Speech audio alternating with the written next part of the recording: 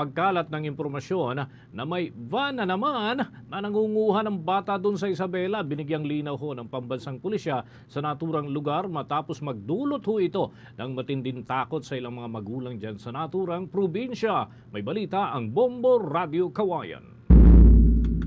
Nilinaw ng Isabela Police Provincial Office na walang katotohanan o fake news ang post na nagsasabing may mga van na nangunguha ng bata sa lalawigan. Sa naging panayam ng Bombo Radio Kawayan kay Police Colonel Lee Allen Bauding, Director ng Isabela Police Provincial Office o IPPO, sinabi niya na base sa kanilang investigasyon, walang katotohanan ng nasabing mga post sa social media. Anya dahil sa mga kumakalat na post ay natatakot na ang ilan at itong nagiging dahilan ng ilang napaulat na batang dinukot sa bahagi ng lungsod na ang Ilagan.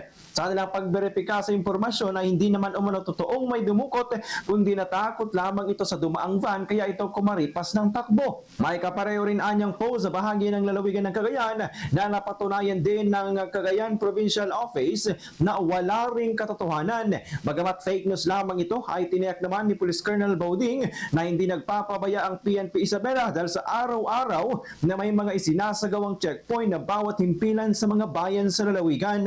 Muli naman siyang nanawagan sa publiko na kung mayroon mga makitang kahinahinala sa mga lugar ay agad na ipabatid sa pulisya at agad nila itong aaksyonan. Pinaalalahanan din niya ang mga nagpapakalat ng fake news na iwasan ang ganitong gawain dahil sa nagdudulot lamang ng takot sa publiko. Pinaalalahanan din niya ang publiko na huwag agad magtitiwala sa mga nakikita sa social media at mas mabuting i-verify muna ang isang post bago ito i-share dahil sa maraming maapektuhan. Pangunahin na ang mga batang matatakot ng pumasok sa paaralan dahil sa mga ipinapakalat na impormasyon.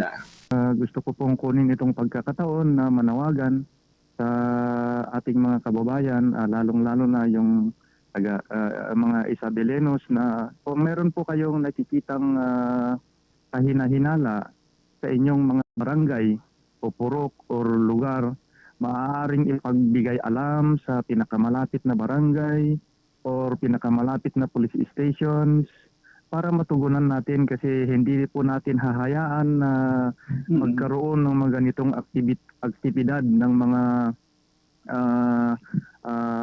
makasalanan na tao. So tayo naman ay nagbigay din po ng kautusan sa ating mga different chiefs of police na kung may ganito, aktuhan natin kaagad.